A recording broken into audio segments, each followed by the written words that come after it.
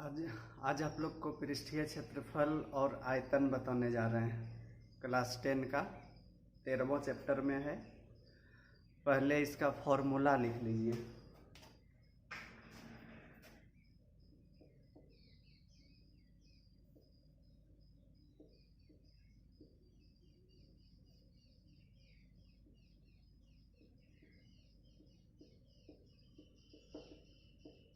घनाभ यानी कि क्यूबॉइड। देखिए घनाभ का फिगर कैसे बनाते हैं। एक आयत बना लेंगे पहले और एक और आयत इसके अंदर इसे बना लेंगे, ठीक है। और फिर इस कोने को इससे, इसको इससे, इसको इससे और इसको इससे मिला देंगे, ठीक है। यह L, यह B और यह H यानी लंबाई, चौड़ाई और ऊंचाई, तीन विमाएं होती है इसमें। देखिए कुछ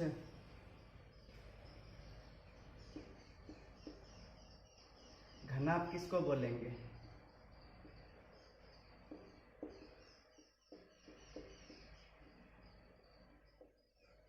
छह फलक या सतह होता है, एक आगे एक पीछे, दो हुआ ऊपर नीचे चार और बाएं दाएं छह। फलक या सतह की संख्या 6 होती है।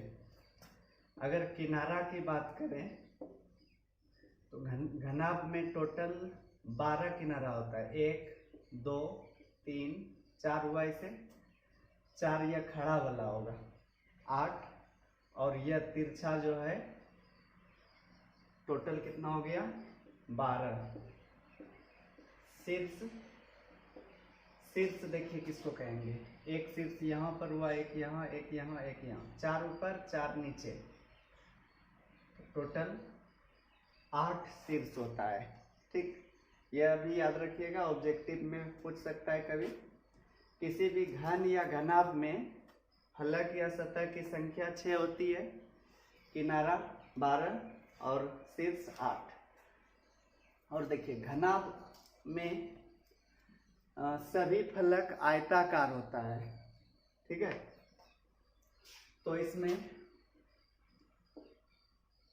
पहला फॉर्मूला याद रखेंगे,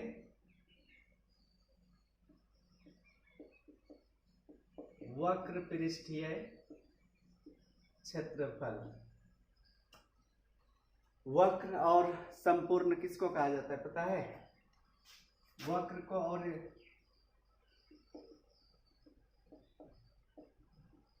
पार्श्व पृष्ठीय क्षेत्रफल भी कहा जाता है।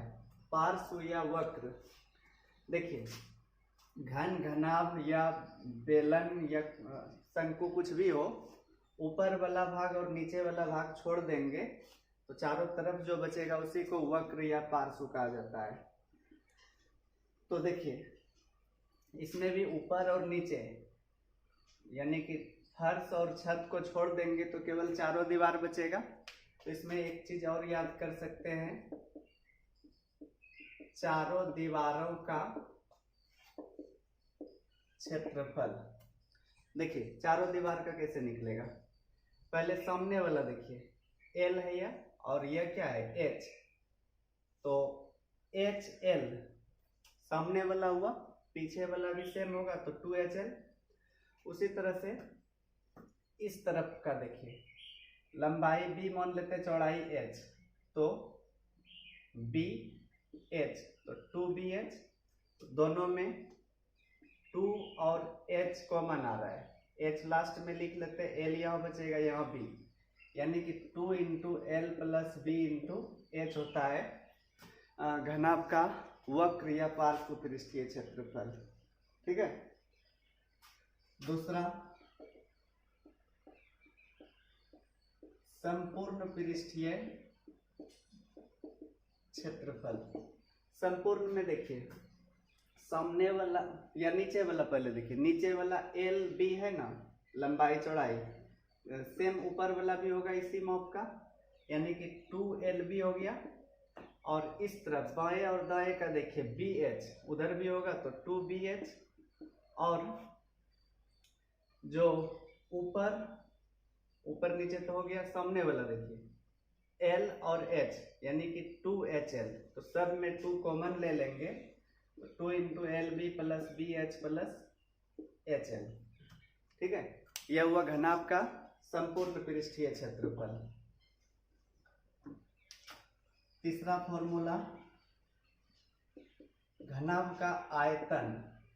आयतन लंबाई गुना चौड़ाई गुना ऊंचाई या प्रायः आधार का क्षेत्रफल गुना ऊंचाई होता है किसी भी आकृति का आयतन।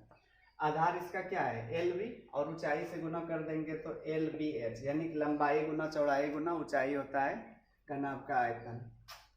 एक और फॉर्मूला याद रखेंगे, घनाभ का विकर्ण, या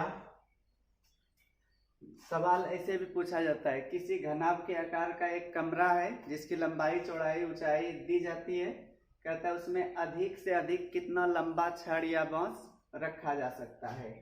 या घनाभ का विकर्ण, या लिख सकते हैं घनाभाकार कमरे में रखी जा सकने वाली बांस या छड़ की अधिकतम लंबाई root under l square plus b square plus h square, यह फॉर्मूला हो जाएगा।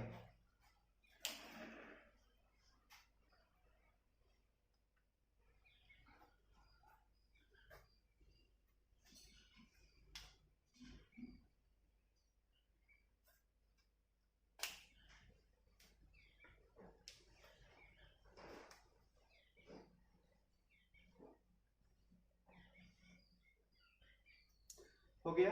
इसके आगे अब घन का देखिए।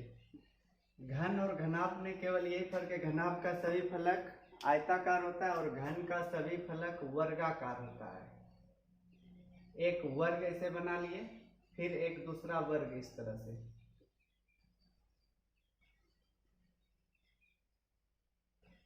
ठीक है, इसमें लंबाई चौड़ाई और ऊंचाई समान होती है।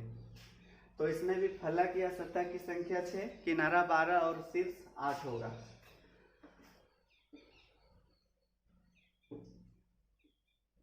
घन यानी कि क्यूब। ठीक है, तो वक्र पृष्ठीय क्षेत्रफल या कहें चारों दीवारों का क्षेत्रफल, तो सभी फलक वर्गाकार है। एक वर्ग का क्षेत्रफल होता है भुजा स्क्वायर, तो इसमें 4 दीवार है तो 4 गो वर्ग का क्षेत्रफल 4a स्क्वायर हो जाएगा।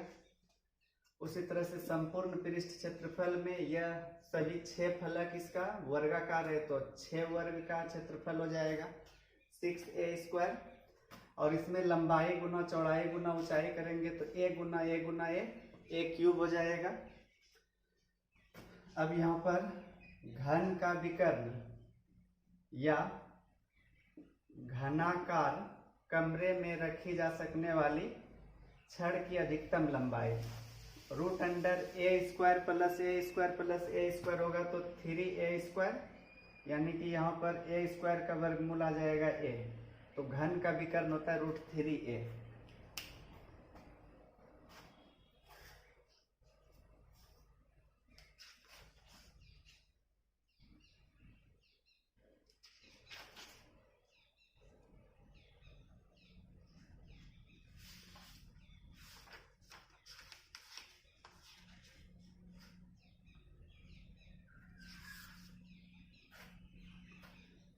आगे देखिए,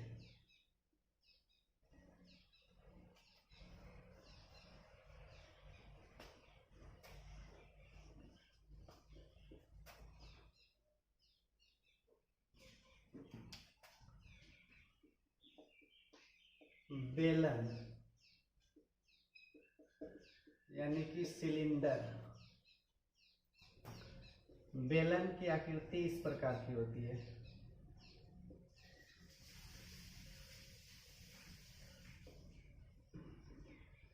इसमें नीचे और ऊपर सेम आकार का होता है, त्रिज्या r और यह ऊंचाई h। तो पार्श्व पृष्ठीय क्षेत्रफल यानी कि नीचे और ऊपर जो दो वृत्त बन रहा है उसको छोड़ देंगे, तो केवल ये चारों तरफ का क्षेत्रफल होता है 2πr(h), ठीक है। और संपूर्ण पृष्ठ क्षेत्रफल में 2πr(h) चारों तरफ का हुआ, ऊपर और नीचे दो वृत्त बन रहा है, तो दो वृत्त का क्षेत्रफल 2πr²। तो दोनों में देखिए 2πr कॉमन आ जाएगा, बचेगा h प्लस r। और आयतन के लिए क्या बताए, आधार का क्षेत्रफल गुना ऊंचाई। आधार वृत्ताकार है तो वृत्त का क्षेत्रफल πr² और ऊंचाई h। यह तीन फॉर्मूला बेलन में होगा।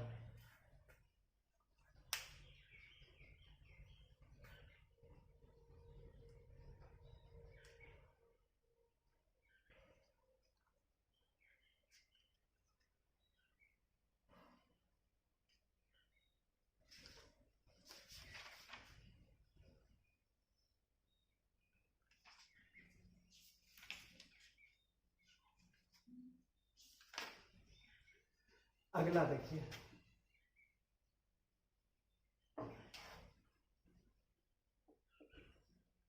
शंकु यानी कि कोन। एक चीज और, किसी भी बेलन में तीन शंकु के बराबर निकलता है, एक यह, एक यह, एक यह, ठीक है ना। तो इसलिए बेलन के आयतन का 1/3 हो जाता है शंकु का आयतन। तो शंकु की आकृति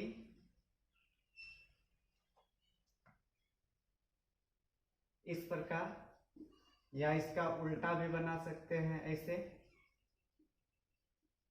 ठीक है। इसमें यह त्रिज्या r होती है, यह ऊंचाई h और यह तिर्यक ऊंचाई l। तो शंकु का पार्श्व या वक्र पृष्ठीय क्षेत्रफल हो जाता है πrl। संपूर्ण पृष्ठीय क्षेत्रफल πrl, इसमें एक ही वृत्त है तो πrl में एक वृत्त का क्षेत्रफल जोड़ेंगे तो दोनों में πr कॉमन आएगा और l प्लस r बचेगा। और आयतन बेलन के आयतन का 1/3 होता है, 1/3 πr²। इसमें एक और फॉर्मूला, तिर्यक ऊंचाई यानी कि l। देखिए पाइथागोरस प्रमेय अगर याद होगा तो l कर्ण के स्थान पर है, कर्ण बराबर क्या होता है, √अंडर लंब स्क्वायर प्लस आधार स्क्वायर यानी कि h² प्लस r²।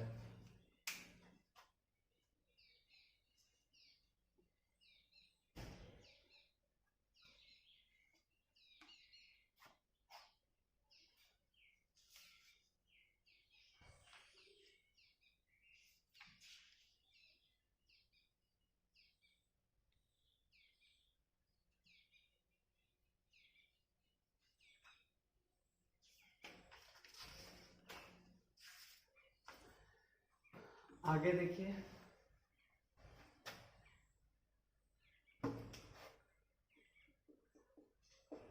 गोला, स्फेयर।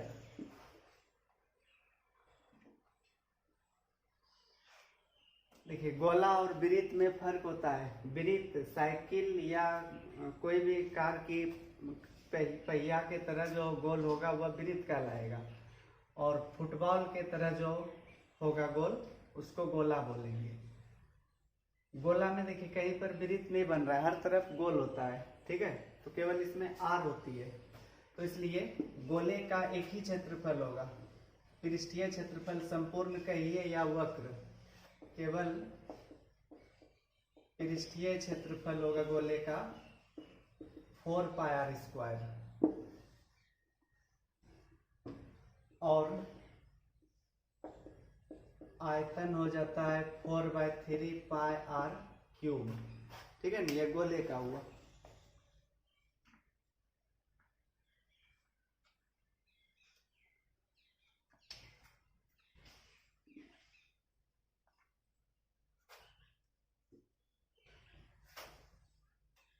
अब फिर अर्धगोला लेते हैं।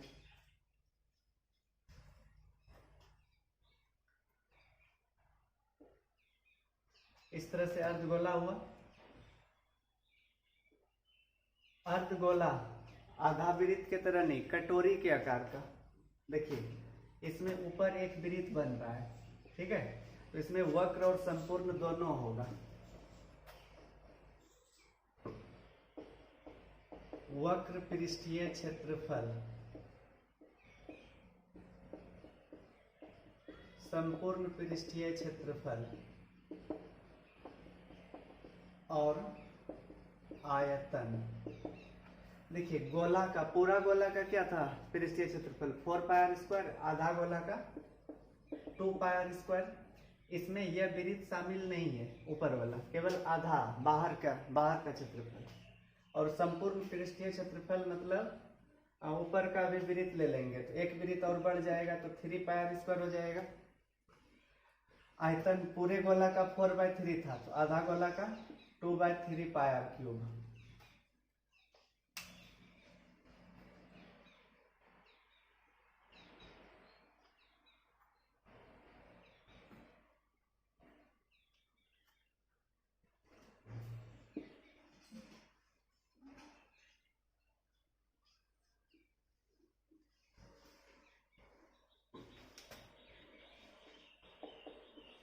एक और शंकु का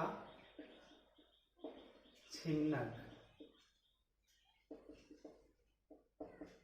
फ्रस्टम ऑफ ए कोन। देखिए छिन्नक किसको कहा जाता है, जैसे गिलास या बाल्टी जैसी आकृति होती है ना, इसी को छिन्नक कहा जाता है।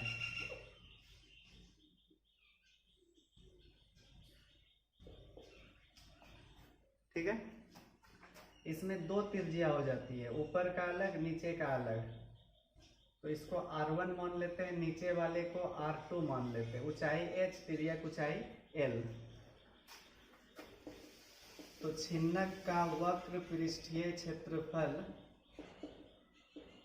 वक्र मतलब दोनों वृत्त को छोड़कर, ऊपर नीचे दोनों छोड़कर। शंकु का क्या होता है πrl, इसमें r 2 बार है इसलिए πl × R1 + R2 होता है। ठीक है, यह हुआ वक्र। दूसरा संपूर्ण पृष्ठीय क्षेत्रफल, संपूर्ण में दोनों ऊपर नीचे वाले वृत्त को भी जोड़ देंगे। ऊपर वाले वृत्त का क्षेत्रफल πr1², नीचे वाले का क्षेत्रफल πr2²। ठीक है, तो दोनों में पाई कॉमन आ जाएगा। पहले तो वक्र पृष्ठीय क्षेत्रफल यह हो जाएगा और दोनों वृत्त को जोड़ लेंगे तो पाई कॉमन R1² + R2²।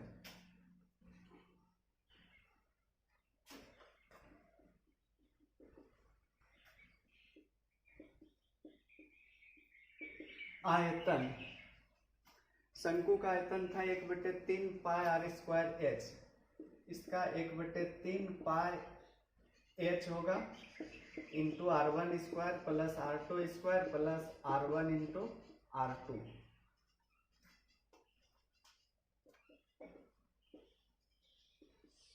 छिन्नक की तिर्यक ऊंचाई L बराबर √h² + R² था शंकु की तिर्यक ऊंचाई। तो इसमें होता है R1 - R2 का होल स्क्वायर।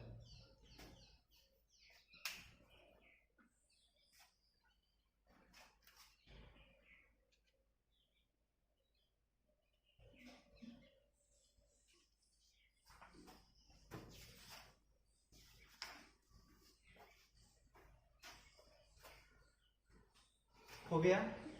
अब एक्सरसाइज 13.1 देखिए।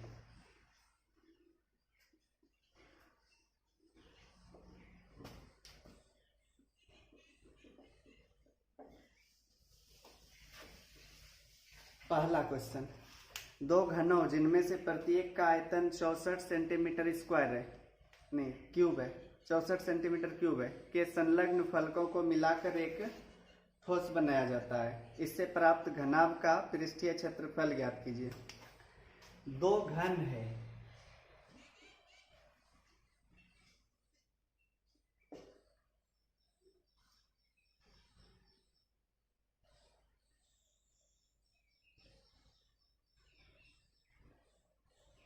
एक घन यह हुआ,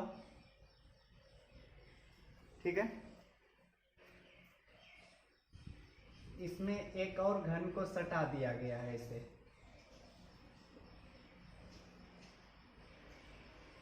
सटाने पर नया जो आकृति बना यह घनाभ हो जाएगा। अगर घन की भुजा a है तो घनाभ की भुजा लंबाई 2a, यानी कि जो भी भुजा निकलेगी वह उससे दोगुना होगा। चौड़ाई और ऊंचाई में कोई फर्क नहीं पड़ेगा। तो दिया है प्रत्येक घन का आयतन 64 सेंटीमीटर क्यूब, ठीक है। इसलिए आयतन का फॉर्मूला a क्यूब होता है घन का बराबर 64। 64 किसका क्यूब है? 4 का। तो इस तरह से a का मान कितना निकला? 4, ठीक है। इसलिए प्राप्त घनाभ की लंबाई l, यह सब 4 4 निकला, तो 4 + 4 8 सेंटीमीटर। चौड़ाई में कोई फर्क नहीं पड़ा, 4 ही रहेगा, और ऊंचाई भी 4 ही रहेगी, ठीक है। तो पूछा इससे प्राप्त घनाभ का पृष्ठीय क्षेत्रफल ज्ञात कीजिए। इसलिए घनाभ का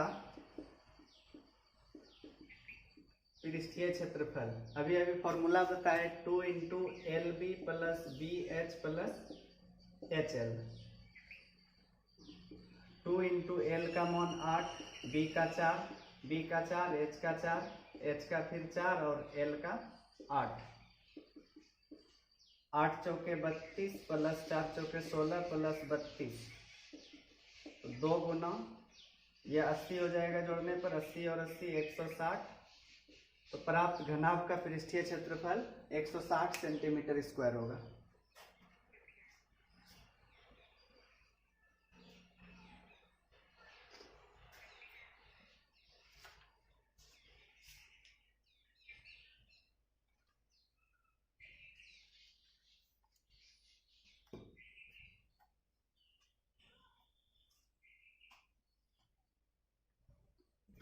अगला सवाल देखिए। कोई बर्तन एक खोखले अर्धगोले के आकार का है जिसके ऊपर एक खोखला बेलन अध्यारोपित है। अर्धगोले का व्यास 14 cm है और इस बर्तन की कुल ऊंचाई 13 cm है। इस बर्तन का आंतरिक पृष्ठीय क्षेत्रफल ज्ञात कीजिए।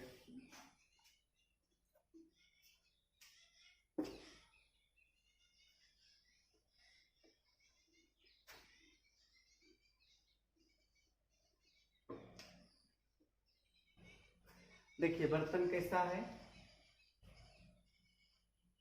खोखले अर्धगोले के आकार का है। खोखला,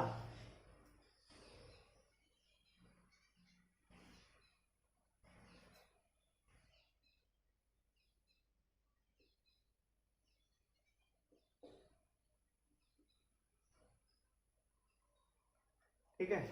इसके ऊपर एक खोखला बेलन अध्यारोपित है।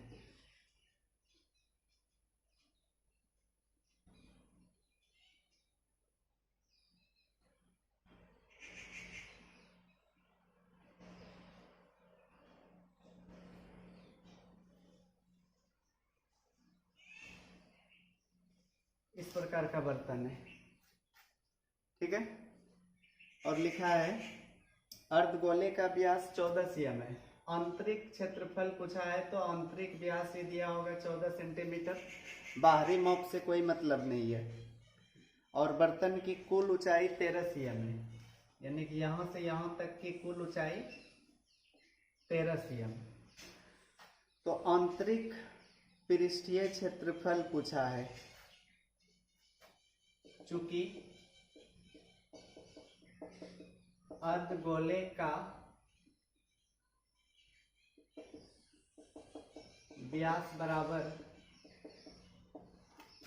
बेलन का व्यास, दोनों का व्यास सेम होगा 14 cm।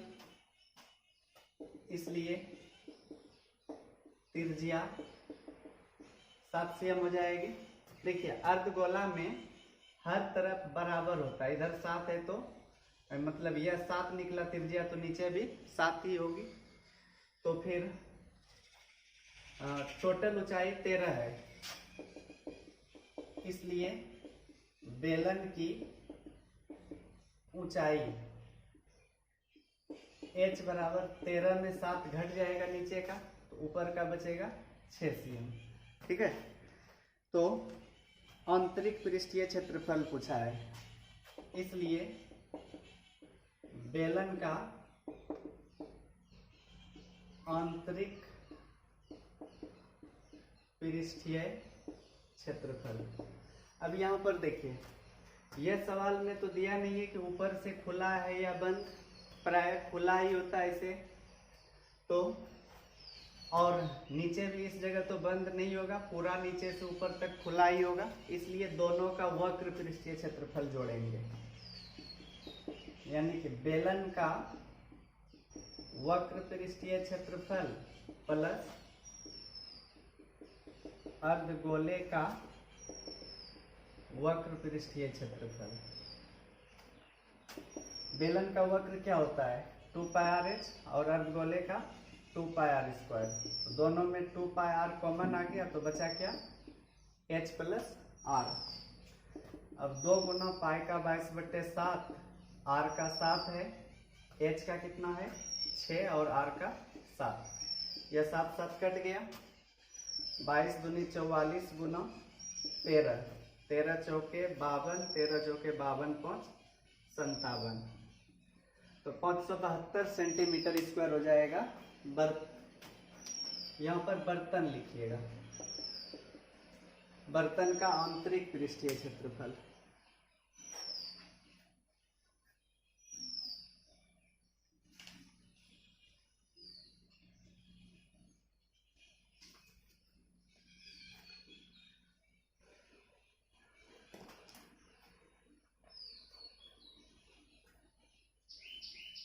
अगला सवाल है, एक खिलौना त्रिज्या 3.5 cm वाले एक शंकु के आकार का है, जो उसी त्रिज्या वाले एक अर्धगोले पर अध्यारोपित है।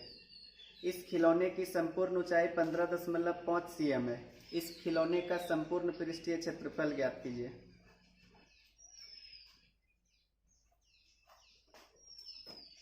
जैसे यहाँ पर अर्धगोले पर एक बेलन था, उसी तरह से एक खिलौना है जो 3.5 सेंटीमीटर त्रिज्या वाले एक शंकु के आकार का है, जो उसी त्रिज्या वाले एक अर्धगोले पर अध्यारोपित है। यानी कि यहाँ पर एक अर्धगोला है इसे, और इसके ऊपर एक शंकु अध्यारोपित है। इस प्रकार दोनों की त्रिज्या है यहाँ पर 3.5 सेंटीमीटर, और इस खिलौने की कुल ऊंचाई है 15.5। ठीक है, तो संपूर्ण पृष्ठीय क्षेत्रफल पूछा है। चूंकि शंकु की त्रिज्या बराबर अर्धगोले की त्रिज्या, दोनों की त्रिज्या 3.5 है, तो यह 3.5 है, तो नीचे भी 3.5 ही होगा। तो इस तरह से शंकु की ऊंचाई पता कर सकते हैं। अब इसलिए शंकु की ऊंचाई h, टोटल ऊंचाई कितनी है 15.5 में 3.5 घटा देंगे तो 12 सेंटीमीटर बचेगा। अब देखिए पृष्ठीय क्षेत्रफल निकालने के लिए शंकु का पृष्ठीय क्षेत्रफल πr(l) होता है, तो l निकाल लेना चाहिए पहले। शंकु की तिर्यक ऊंचाई l बराबर √h² प्लस r² होता है। h का मान 12 और r का 3.5, 12 का स्क्वायर 144 और 3.5 का 12.25, तो 156.25 होगा। इसका वर्गमूल कितना आएगा? 12.5 आएगा, निकाल लीजिएगा आप लोग, ठीक है ना। 12.5 होगा। अब खिलौने का संपूर्ण पृष्ठीय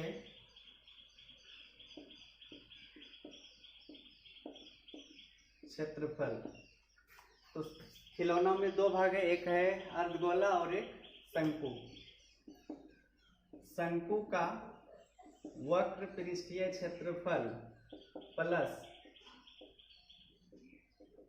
अर्धगोले का वक्र पृष्ठीय, यहाँ देखिए संपूर्ण पूछा था, लेकिन दोनों का वक्र क्यों जोड़े? क्योंकि अर्धगोले का भी यह वृत्त ढका गया है और शंकु का भी वृत्त ढका गया है, वह दिखाई नहीं दे रहा है, अंदर है। तो बाहरी पृष्ठीय क्षेत्रफल के लिए दोनों का वक्र लेना पड़ेगा। तो शंकु का वक्र πr_l और अर्धगोले का 2πr²। तो πr कॉमन आ जाएगा, बचेगा l प्लस 2r। पाई का मान 22/7 और r का 3.5, l का 12.5, फिर r का 3.5 लिखिए यहाँ तक।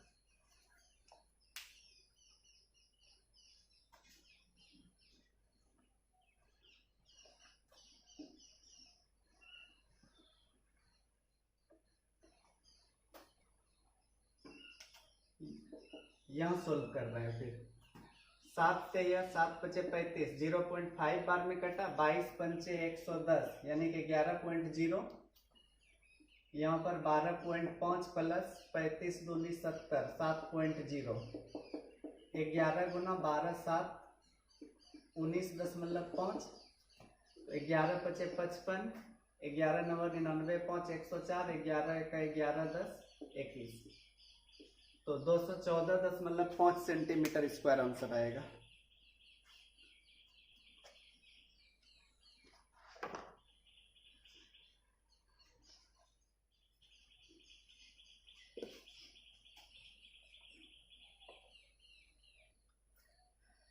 अगला सवाल देखिए।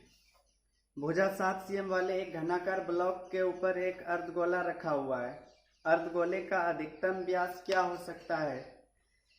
इस प्रकार बने ठोस का पृष्ठीय क्षेत्रफल ज्ञात कीजिए।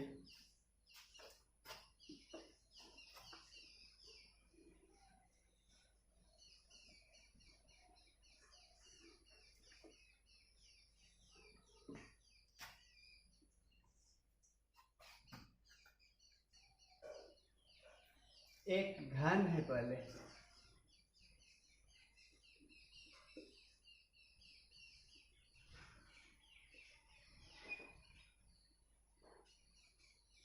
घनाकार ब्लॉक है जिसकी भुजा 7 cm है, हर तरफ 7 cm होगी। इसके ऊपर एक अर्धगोला रखा हुआ है ऐसे, ठीक है। तो अर्धगोले का अधिकतम व्यास क्या हो सकता है, यह पूछा है। तो अधिकतम व्यास इसकी भुजा के बराबर हो सकती है, यानी कि 7 cm। चूंकि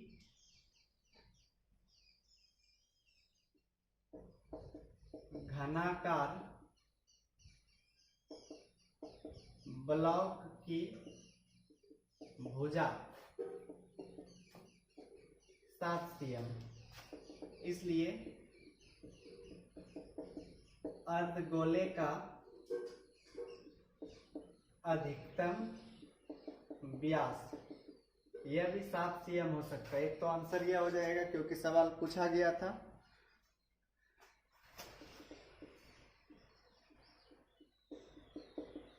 अर्धगोले की त्रिज्या क्या होगी? 7/2 cm, यानी कि 3.5 ले सकते हैं।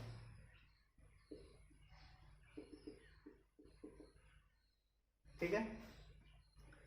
अब इस प्रकार बने ठोस का पृष्ठीय क्षेत्रफल, इसलिए ठोस का पृष्ठीय क्षेत्रफल, ठोस का देखिए पूरे हर तरफ का क्षेत्रफल पृष्ठीय क्षेत्रफल, तो घन का संपूर्ण पृष्ठीय क्षेत्रफल प्लस अर्धगोले का वक्र पृष्ठीय क्षेत्रफल माइनस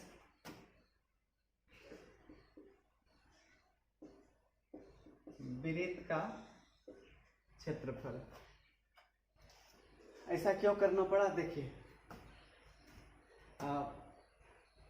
अर्धगोला जैसे ही उसके ऊपर रखेंगे तो जितना भाग में वह अर्धगोला रखा जाएगा उतना भाग तो ढक लिया होगा, वह दिखाई नहीं देगा। अब तो उसको छोड़कर, उसको छोड़ने के लिए देखिए अगर पूरा इसका घन का पृष्ठीय क्षेत्रफल लिए तो वह जो इसके अंदर ढकाया है वह भाग भी आ गया है, इसलिए वह भाग कैसा है, एक वृत्त के तरह ढका गया होगा, तो वृत्त का क्षेत्रफल उसमें माइनस कर देंगे। और फिर अर्धगोला जो है उसके ऊपर, तो उसका तो ऊपर का क्षेत्रफल लेना पड़ेगा क्योंकि पृष्ठीय क्षेत्रफल पूछा है, तो अर्धगोले के क्षेत्रफल में वक्र पृष्ठीय क्षेत्रफल में वृत्त का क्षेत्रफल माइनस कर दिए थे। तो घन का पृष्ठीय क्षेत्रफल क्या होता है 6a², अर्धगोले का 2πr² और वृत्त का, देखिए दोनों की त्रिज्या सेम होगी, जितना इसका अर्धगोले का होगा उतना ही इस वृत्त का भी होगा, इसलिए r सेम रहेगा। 6a² प्लस πr², 2πr² में 1πr² घट गया, अब वैल्यू रख दीजिए। a का मान कितना है 7, पाई का 22/7 और r का 7/2 ही रख लिए।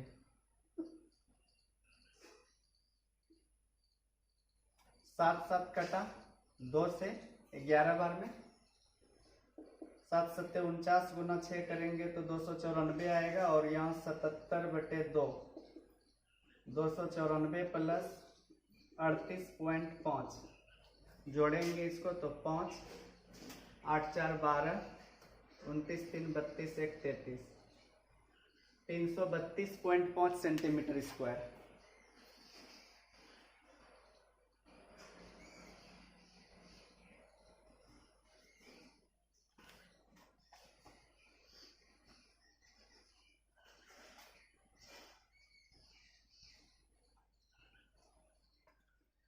आगे देखिए, एक घनाकार ब्लॉक के एक फलक को अंदर की ओर से काटकर एक अर्धगोलाकार गड्ढा इस प्रकार बनाया गया है कि अर्धगोले का व्यास घन के एक किनारे के बराबर है। शेष बचे ठोस का पृष्ठीय क्षेत्रफल ज्ञात कीजिए। ठीक इसी तरह का है, यहाँ पर अर्धगोला ऊपर से रखा गया था और अगले सवाल में नीचे से काटकर निकाला गया है।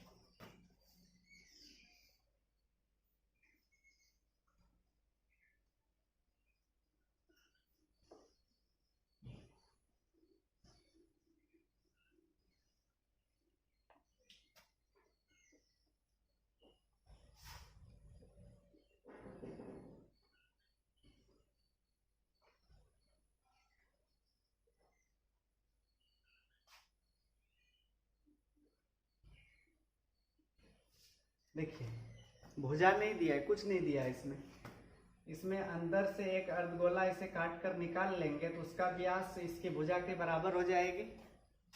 तो मौना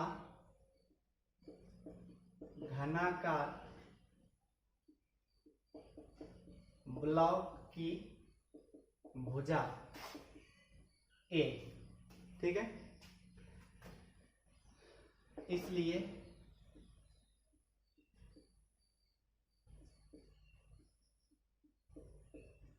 गड्ढे का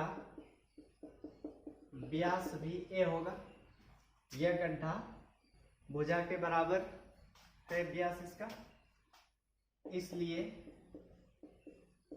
गड्ढे की त्रिज्या a/2। देखिए यहाँ पर A अपने मन से माने है, आंसर में कुछ और हो सकता है, ठीक है, जो भी मानेंगे उसके अनुसार आंसर होगा।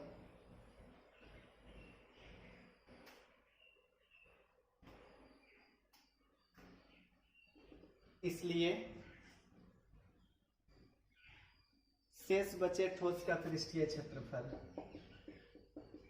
शेष बचे ठोस का पृष्ठीय क्षेत्रफल। ठोस में क्या क्या था? पहले तो एक घन है, घन का संपूर्ण पृष्ठीय क्षेत्रफल प्लस, देखिए पृष्ठीय क्षेत्रफल मतलब जो जो भाग दिखाई दे रहा है, अगर वहां पर एक अर्धगोलाकार गड्ढा किए तो गड्ढा का भी भाग दिखाई दे रहा होगा, ठीक है ना, तो इसलिए उसका भी क्षेत्रफल प्लस होगा। अर्धगोले का वक्र, क्योंकि वृत्त नहीं दिख रहा है, वह तो निकल गया है उसके साथ, गड्ढा के साथ, और माइनस एक वृत्त का क्षेत्रफल, जैसा कि पिछले क्वेश्चन में था। क्योंकि घन का संपूर्ण लिए है तो यह भाग भी उसमें आया होगा, तो उसको घटाना है, क्योंकि वह भाग बचा ही नहीं, जो जो दिख रहा है उसी का क्षेत्रफल निकालना है। घन का संपूर्ण पृष्ठीय क्षेत्रफल 6a², अर्धगोले का 2πr² और वृत्त का πr²। 6a² प्लस πr², पाई का मान नहीं रखते हैं, r का मान क्या है? a/2, a/2 गुना a/2 हो जाएगा। 6a² प्लस πa²/4, एलसीएम क्या होगा? 4, तो 6 चौके 24, a² प्लस πa², दोनों में a² कॉमन आ रहा है, तो आंसर ऐसे लिख सकते हैं, a²/4 बाहर कर लिए, 24 प्लस पाई बचा, या इसको पाई प्लस 24 लिख सकते हैं। क्षेत्रफल है तो स्क्वायर यूनिट में होता है, यानी कि वर्ग मात्रक लिख सकते हैं।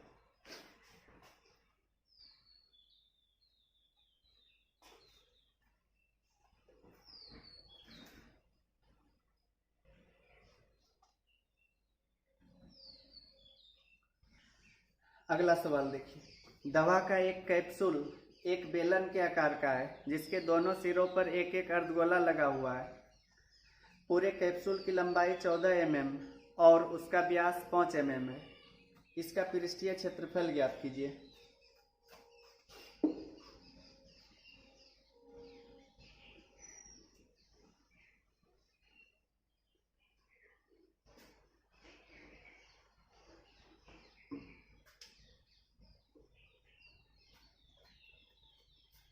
दवा का एक कैप्सूल है जो कि बेलन के आकार का है, इस प्रकार, और दोनों सिरे पर एक एक अर्धगोला लगा हुआ है, ऐसे।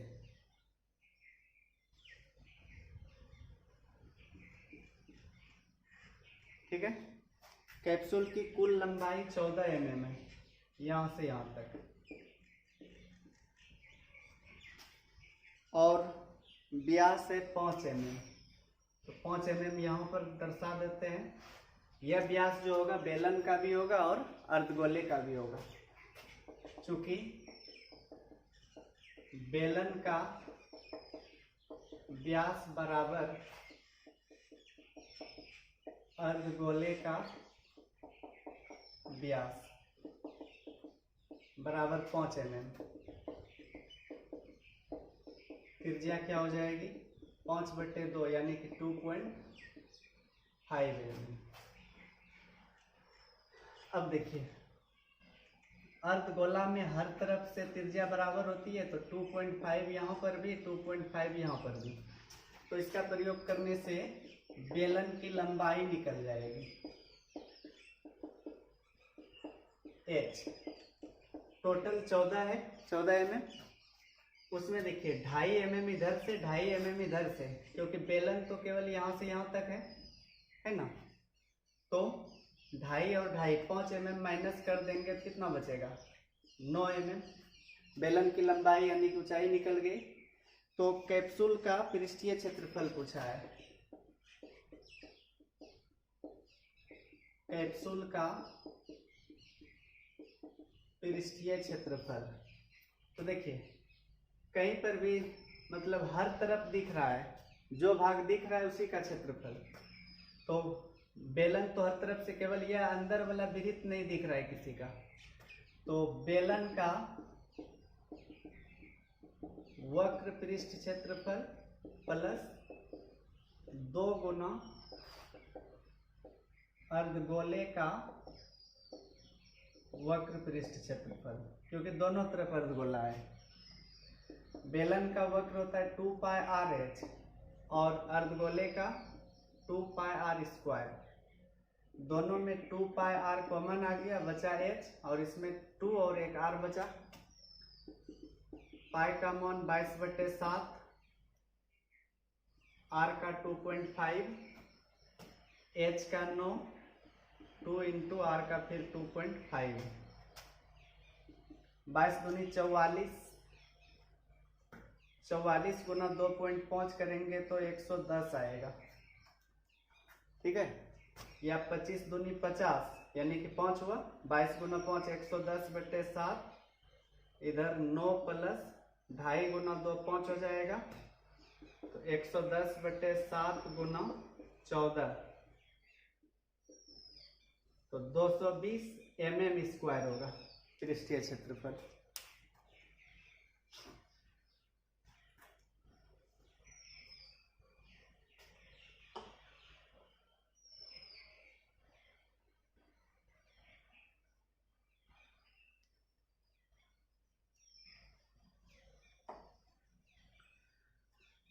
अगला सवाल देखिए, कोई तंबू एक बेलन के आकार का है जिस पर एक शंकु अध्यारोपित है। यदि बेलनाकार भाग की ऊंचाई और व्यास क्रमशः 2.1 मीटर और 4 मीटर है तथा शंकु की तिर्यक ऊंचाई 2.8 मीटर है, तो इस तंबू को बनाने में प्रयुक्त कैनवस का क्षेत्रफल ज्ञात कीजिए। साथ ही 500 रुपये प्रति मीटर स्क्वायर की दर से इसमें प्रयुक्त कैनवस की लागत ज्ञात कीजिए।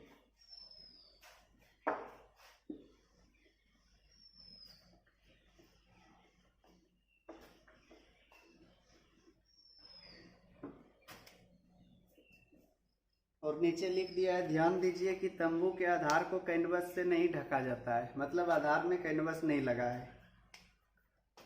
तंबू बेलन के आकार का है जिस पर एक शंकु अध्यारोपित है। नीचे बेलन है और इसके ऊपर एक शंकु है। इस प्रकार का एक तंबू है, ठीक है। और बेलनाकार भाग की ऊंचाई और व्यास क्रमशः 2.1, ऊंचाई 2.1 मीटर और व्यास है 4 मीटर, तो 4 यहां पर लिख देते हैं, दोनों का हो जाएगा। शंकु की तिर्यक ऊंचाई 2.8 है, ठीक है। तो पूछा है तंबू को बनाने में प्रयुक्त कैनवस का क्षेत्रफल। चूंकि बेलन का व्यास बराबर शंकु का व्यास सेम है 4 मीटर, इसलिए त्रिज्या 2 मीटर हो जाएगी, ठीक है। बेलन की ऊंचाई h है 2.1 मीटर तथा शंकु की तिर्यक ऊंचाई L बराबर 2.8 मीटर, ठीक है। अब इसलिए तंबू बनाने में प्रयुक्त कैनवस का क्षेत्रफल। तो देखिए कैनवस कहाँ कहाँ लगा है, नीचे नहीं लगा है, तो चारों तरफ बेलन में लगा होगा और शंकु में लगा होगा। तो बेलन का वक्र पृष्ठ क्षेत्रफल प्लस शंकु का वक्र पृष्ठ क्षेत्रफल। बेलन का वक्र क्या होता है? 2πr/h, शंकु का πr/l। दोनों में πr कॉमन आ गया, 2h प्लस l बचा। ठीक है, पाई का मान 22/7, r का 2, 2 इंटू h का मान 2.1 और l का 2.8। तो 22 दूनी 44/7, 21 दूनी 42 और 2.8। 44/7 गुना जोड़ेंगे तो 7.0, 7 कट गया तो बचा 44 मीटर स्क्वायर उसमें लगा होगा कैनवस।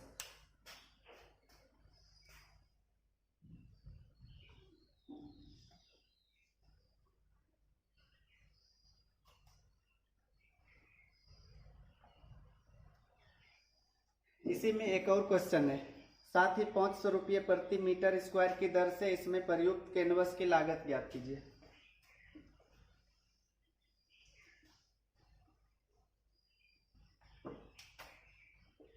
पुनः 500 रुपये प्रति मीटर स्क्वायर की दर से कैनवस की लागत बराबर 1 मीटर स्क्वायर का 500 है, तो 44 मीटर स्क्वायर लगा है,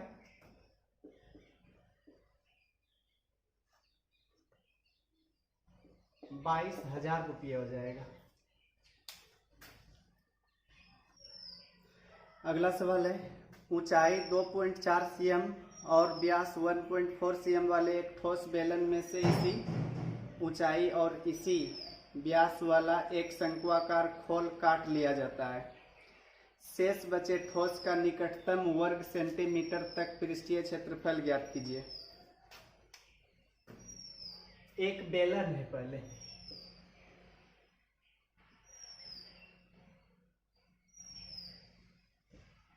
इस प्रकार का, ऊंचाई है 2.4 cm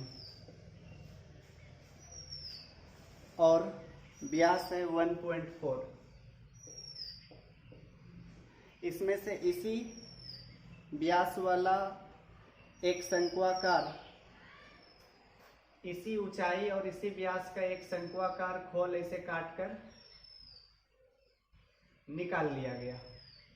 ठीक है, यह भाग निकाल लिया बाहर, तो शेष बचे भाग का क्षेत्रफल पूछा है। चूंकि शंकु का व्यास बराबर बेलन का व्यास 1.4 cm, इसलिए त्रिज्या 1.4 का आधा 0.7 हो जाएगा, तथा शंकु की ऊंचाई बराबर बेलन की ऊंचाई, दोनों की ऊंचाई भी समान है 2.4 cm, लेकिन क्षेत्रफल पूछा है तो इसके लिए शंकु की तिर्यक ऊंचाई चाहिए। शंकु की तिर्यक ऊंचाई L बराबर √h² प्लस r²। h का मान है 2.4 और r का 0.7। 2.4 का स्क्वायर 24 का 576 होता है, इसमें 2 अंक के बाद पॉइंट। 7 का स्क्वायर 49, इसमें भी 2 अंक के बाद पॉइंट। जोड़ने पर 6.25, इसका वर्गमूल हो जाएगा 2.5। तो शेष बचे ठोस का निकटतम वर्ग सेंटीमीटर तक क्षेत्रफल निकालना है, इसलिए शेष बचे ठोस का पृष्ठीय क्षेत्रफल। देखिए इसमें जो काट कर निकाला, इस शंकु के साथ साथ ऊपर का वृत्त भी निकल गया होगा।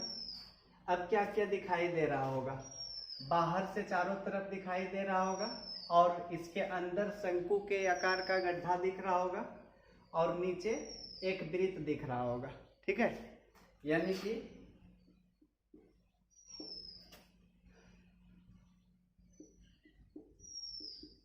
बेलन का वक्र पृष्ठ क्षेत्रफल प्लस शंकु का वक्र पृष्ठ क्षेत्रफल प्लस आधार का क्षेत्रफल। ठीक है, सबको जोड़ेंगे तो पूरा पृष्ठीय क्षेत्रफल हो जाएगा। बेलन का वक्र क्या होता है, 2πrh, शंकु का πrl, आधार वृत्त के आकार का है तो वृत्त का क्षेत्रफल πr²। तीनों में πr कॉमन है तो बचा इसमें 2h, इसमें l और इसमें एक r। लिखिए यहां तक।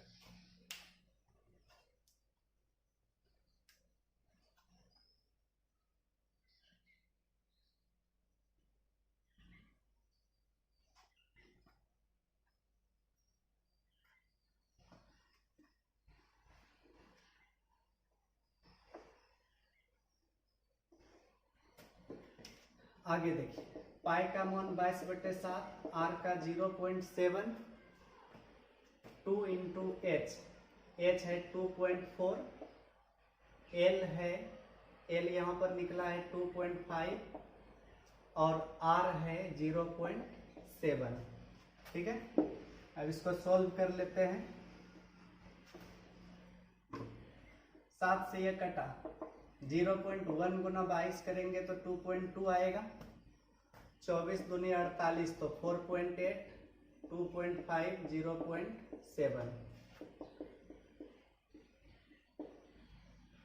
7 5 12 8 20, बचा 2, 4 2 6, 6 2 8, तो 8 दूनी 16, 8 दूनी 16 1 17, 17.6 आ रहा है। तो निकटतम पूछा था वर्ग सेंटीमीटर, तो 18 है इसके निकट में, 18 सेंटीमीटर स्क्वायर लगभग हम सब लिख सकते हैं।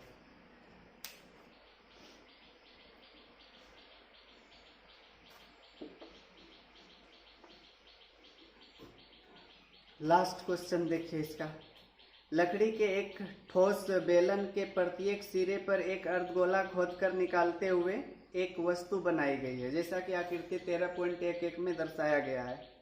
यदि बेलन की ऊंचाई 10 cm है और आधार की त्रिज्या 3.5 cm है तो इस वस्तु का संपूर्ण पृष्ठीय क्षेत्रफल ज्ञात कीजिए।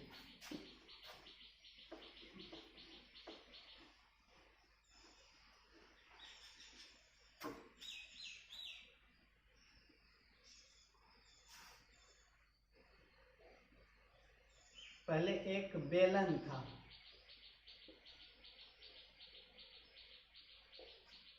ऊपर और नीचे से अर्धगोला काट कर निकाल लिया गया है ऐसे।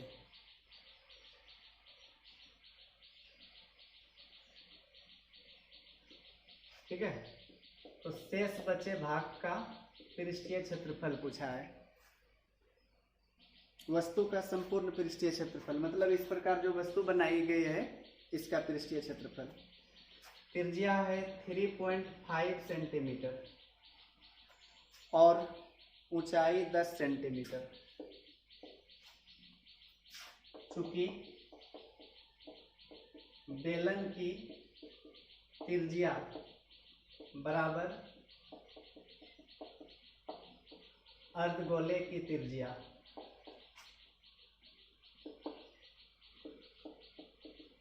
थ्री 3.5 सेंटीमीटर तथा बेलन की ऊंचाई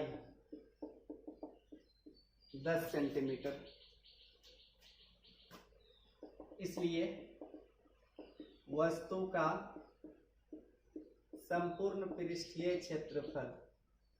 तो देखिए वस्तु में क्या क्या दिख रहा है, चारों तरफ का तो दिख रहा होगा, ऊपर से अर्धगोला दिख रहा होगा, नीचे से भी दिख रहा होगा अर्धगोला। तो जो जो दिख रहा है उसका क्षेत्रफल। बेलन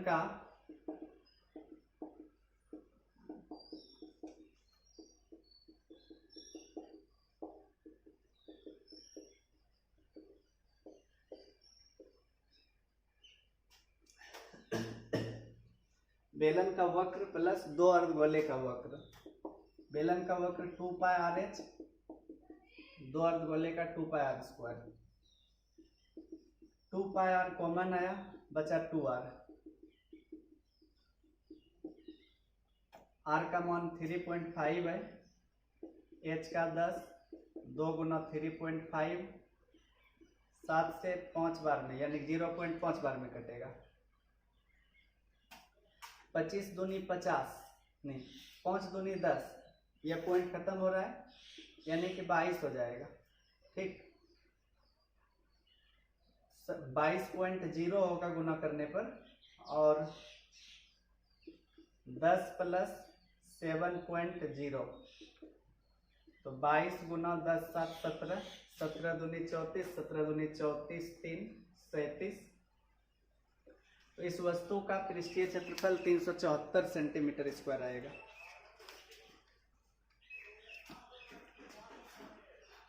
ठीक है, 13.1 समाप्त हुआ।